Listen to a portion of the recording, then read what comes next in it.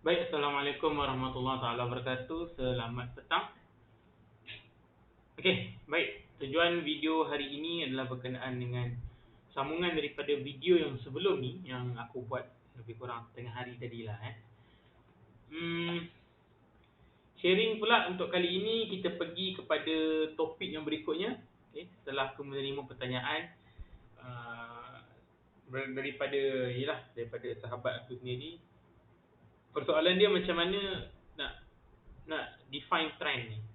Trend berakhir macam mana, trend bermula macam mana, dan sebab apa dia ada masalah bila dia buy makin turun, bila dia sell naik pula. Okey.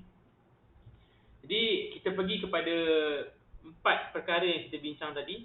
Pertama sekali kita dah bincang langkah-langkah dia.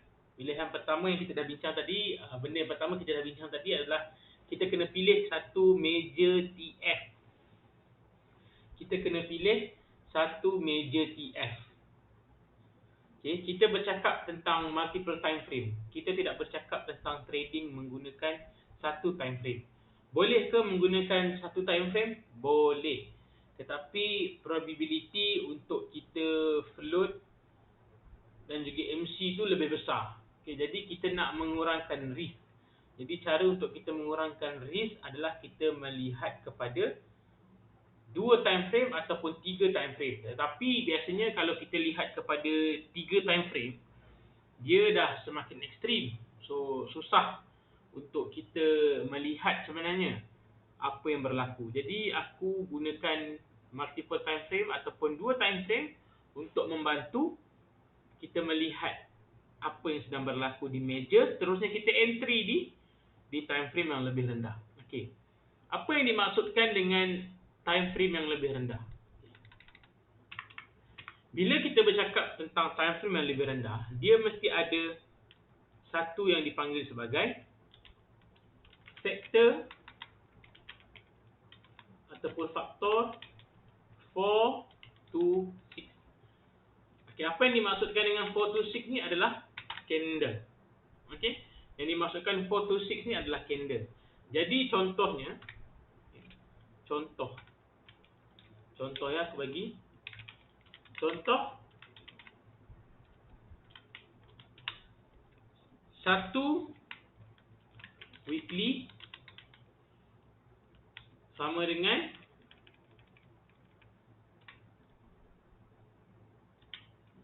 satu weekly bersamaan dengan 5 candle daily. So dia menepati tak kita punya faktor 4 hingga 6? Okey, contoh yang kedua adalah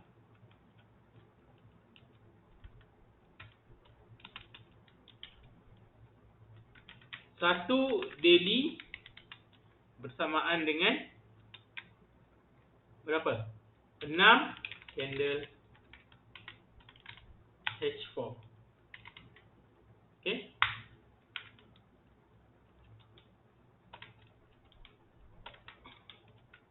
Satu H4 sama dengan 4 candle H1. Okey. Jadi ini yang aku katakan faktor 4 to 6. Okey. Jadi dia tak logik kalau macam bila kita trade, dia jadi satu benda yang tak logik bila kita trade. Kita mengatakan kita punya time frame besar kita adalah daily. Okey, kita kata kita daily. Tapi bila kita entry di H1. So dia tak logik. TP kita TP di daily. Dia jadi tak logik. Dia mesti faktor 4 to 6 sebab kita kena ingat satu candle daily equal to 24 candle 1 hour. So 24 candle 1 hour tu tidak menepati kita punya faktor 4 hingga 6 tu. Okey, jadi ini yang dikatakan sebagai multiple time frame tadilah. Jadi aku harap yang ini korang jelas. So sekarang yang kita nak bincangkan di bahagian sinilah. Okey, sekarang yang kita nak bincangkan di bahagian nombor 2, kita kena nilai apa yang sedang berlaku di meja time frame tersebut. Okey, jadi aku akan buka satu chart. Okey, kita bagi pilihan lah.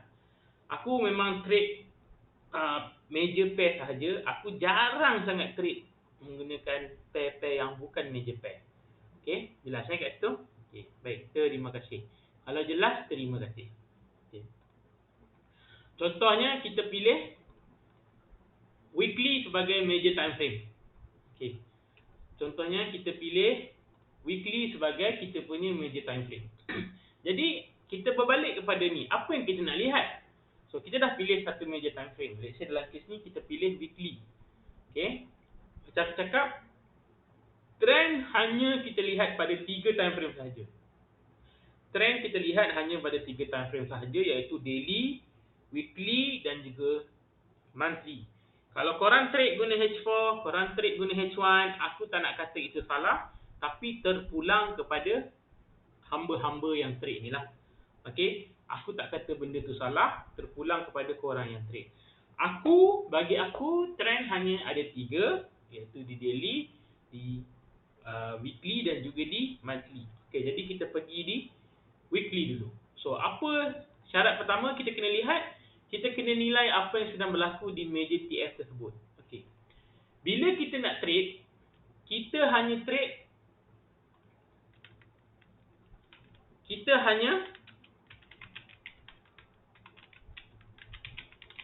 trade pada trend up atau down sahaja. Kita tak trade pada orang kata apa tu? Sideways.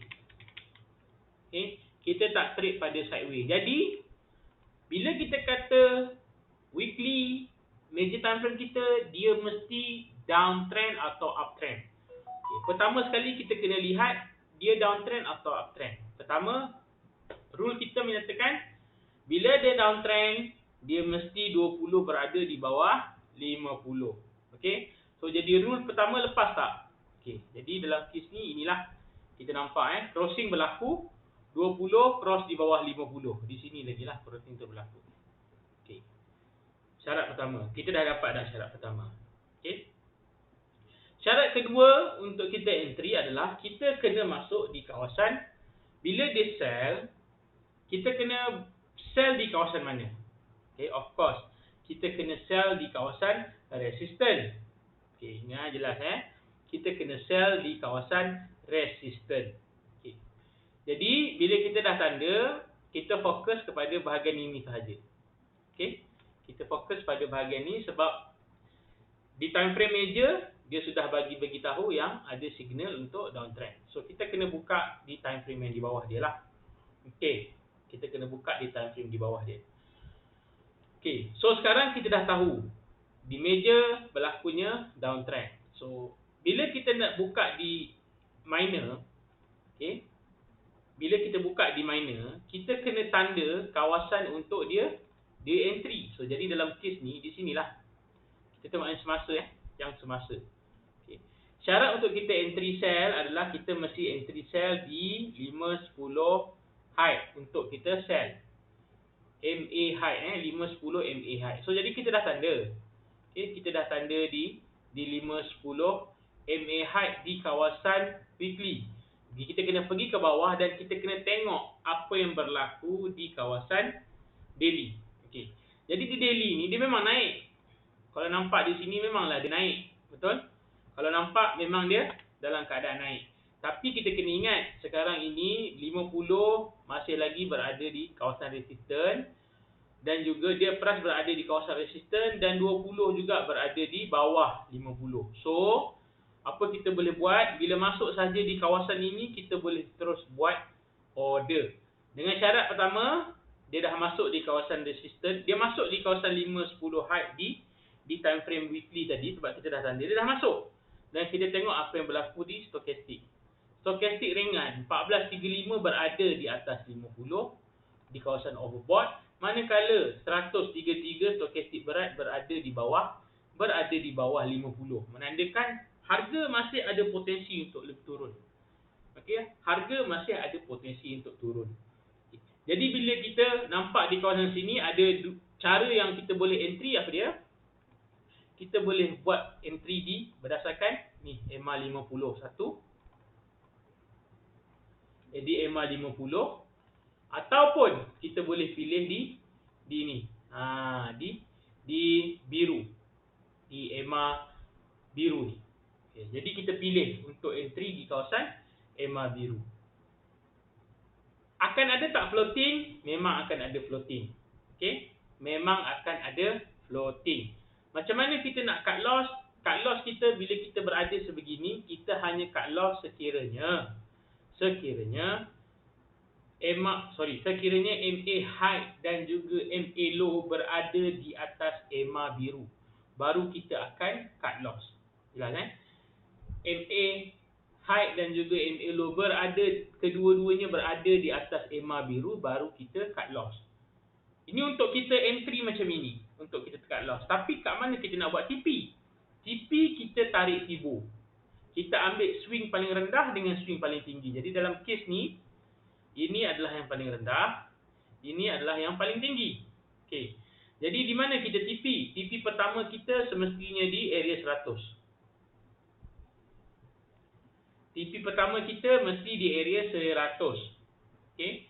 TP kedua kita di area 161.8. Okey, di area 161.8. Jadi kita boleh kira berapa risk kita. Kalau kita masuk di area sini, EMA 50 di kawasan sini. Okey. Kita punya TP pertama kita 230 pip, TP kedua kita adalah 434 pip. Stop loss kita adalah manual. Kenapa aku kata manual? Sebab banyak yang terjadi bila kita buat stop loss, dia makan dulu stop loss kita baru dia turun.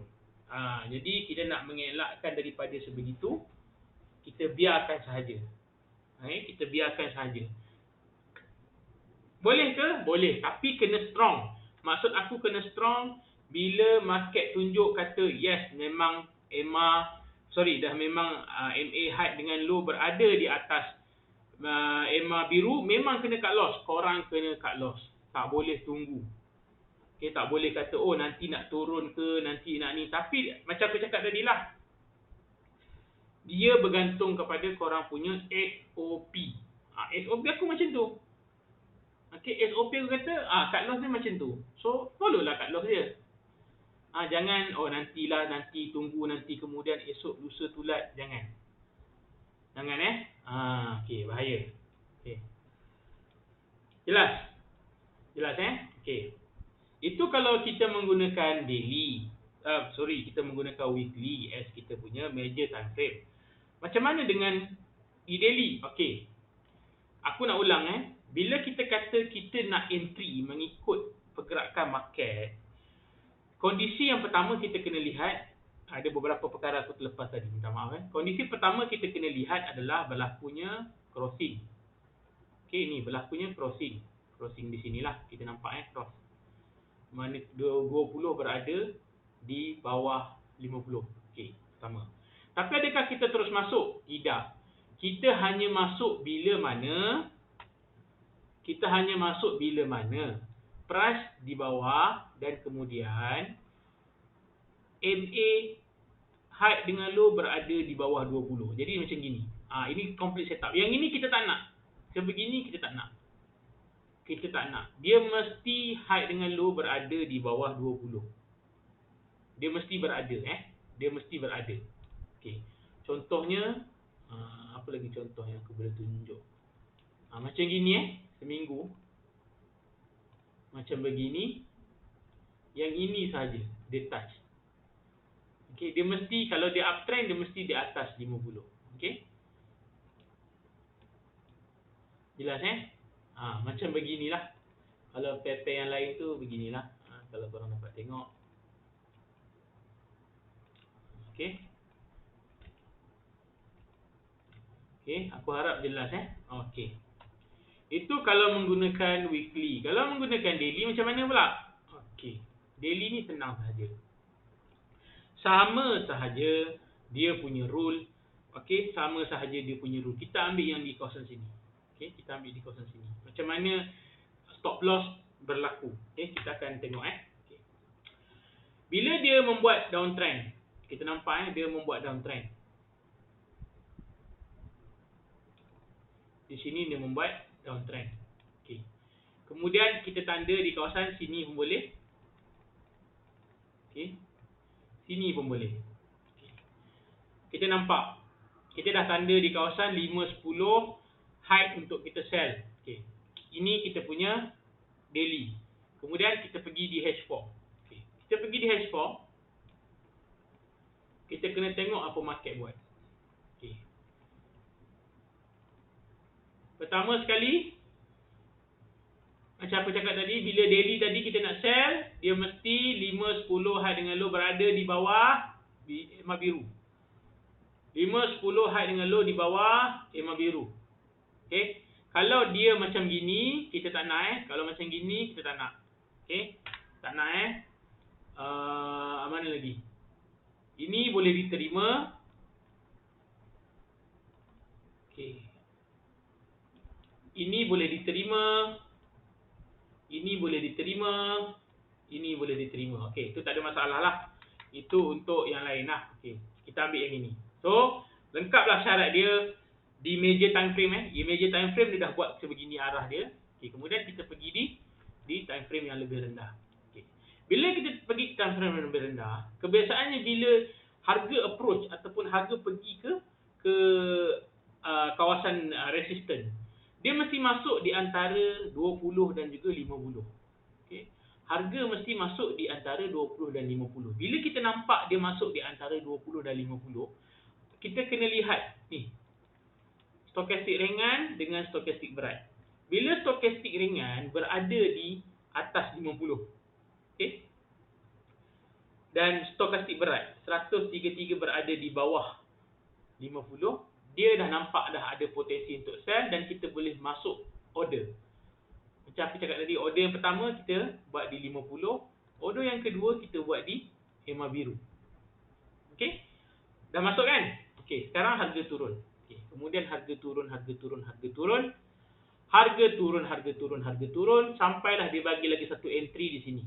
Kita tak entry dekat sini. Yang ini kita tak entry. Kenapa kita tak entry di kawasan sini? Kenapa? Sebab ini time frame untuk kita entry Bila time frame di entry yang kita nak entry tu dia tak ada naik di atas 50. Jelas Dia tak ada naik di atas 50. Okey? Dia tak ada naik di atas 50. Yang mana stokastik ringan naik di atas 50 di kawasan sini? Dia naik atas 50. Dia tidak yang stokastik berat tidak melebihi 50. So it's valid untuk kita sell juga. Bila sell, macam aku cakap tadi, kita entry di mana? Korang boleh pilih nak letak 50 boleh, nak letak di 50 boleh buat order Kemudian nak letak di biru pun boleh. Kemudian nak letak di mana lagi? Nak letak di ni pun boleh, di atas ni. Apa 5-10 high untuk kita sell. Tak ada masalah. Okey, dan bila masuk entry, biar. Bila mana stop loss yang berlaku? Stop loss berlaku di sini. Di sini Kedua-dua order dari kita buat di sini stop loss dia berlaku. Iaitu di candle sini. Di candle yang ini. Di sini ataupun di sinilah. Okey. So, di mana? Di sini. Okey. Jadi kalau korang masuk sell dekat sini, okey. Kita boleh buat pilihan korang nak buat TP menggunakan Fibo ataupun korang nak tunggu close manual pun boleh. Buat dua cara. Macam aku guna Fibo dulu. Aku guna Fibo. Kalau price tu tak sampai dia U-turn dan ada ciri untuk kita stop loss manual, kita stop loss manual. So dalam kes ni bila kita letak Fibo, sama je hampa letak Fibo nampak? Kita punya TP pertama di mana? Sini. TP kedua kita di mana? Di sini. Kena naik. Kemudian kalau kita buat manual, let's say lah kita entry dekat sini, kawasan area sini, di 20 lah let's say kita entry. Okay. Kita dapatlah 5 pip. Dapatlah 20 pip. Kalau kita close awal, dapatlah 30 pip. Tapi kalau kita entry daripada atas, okey, kalau kita entry daripada atas, berapa pip kita dapat? Dapatlah lebih kurang 210 pip. Okey. Kalau kita buat Fibo dekat atas, kita dapat berapa? Sini TP kita yang pertama, ini TP kita yang kedua, sini TP kita yang pertama. Okey. Berapa kita dapat? Kita akan dapat 64 pip, 121 pip. Okeylah. Okey.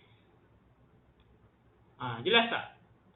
Itulah yang dikatakan follow trend mengikut major time frame.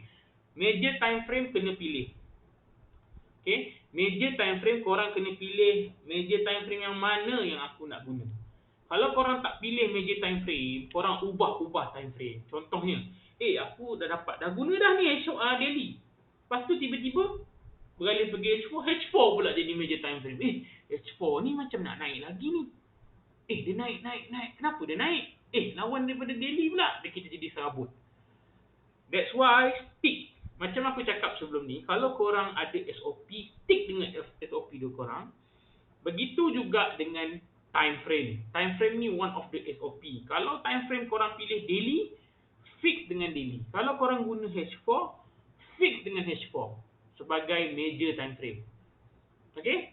Barulah korang boleh dapat konsistensi, memahami macam mana berlaku pergerakan market tu berlaku. Baru korang dapat. Okey? Kalau korang tak follow, dia akan jadi punah ganah. Okey?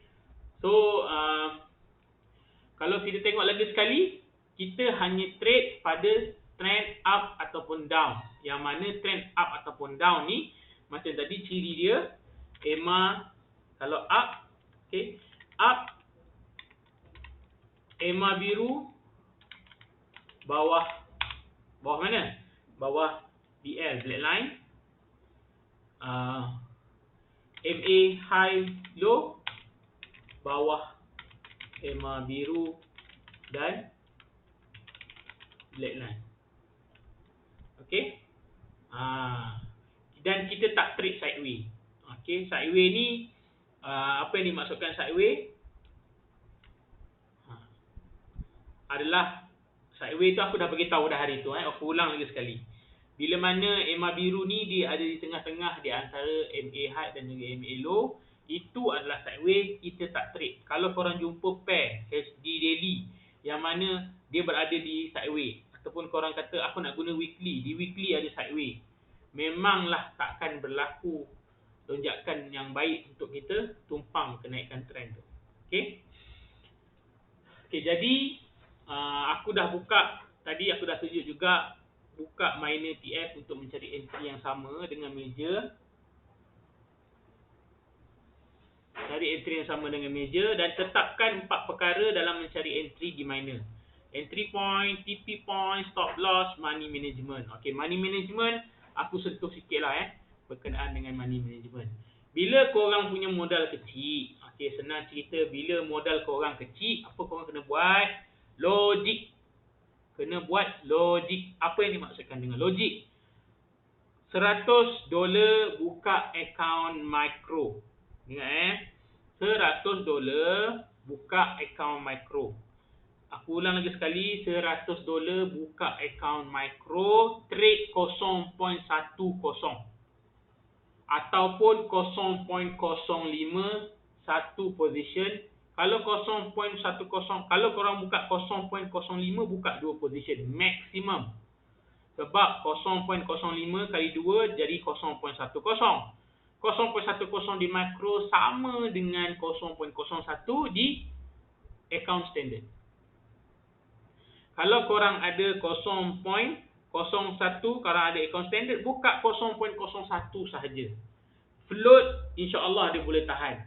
Okey, contohnya aku bagi satu contoh dekat sini Nampak? Kalau korang entry mengikut biru, let's say lah korang pun entry di biru. Okey, entry di biru. Kemudian dia naik berapa pip? 43 pip. 43 pip 43 pip ni, kalau lah korang gunakan pair USD, 43 pip bersamaan dengan akaun standard 0.10 adalah RM4.30. RM4.30 ataupun RM4.40 tambah dengan spread charge tu mungkin 46 atau 47. Okay, maksudnya baru $4, $5. Korang punya account is $100. So dia baru float $5. Tapi kalau korang buka 0.10 account micro tu, korang tak buka 0.10, korang buka 1.0. Itu yang jadi $50 tu, $40, 40 pip jadi $40 punya float. Tak tahan, account tu tak tahan.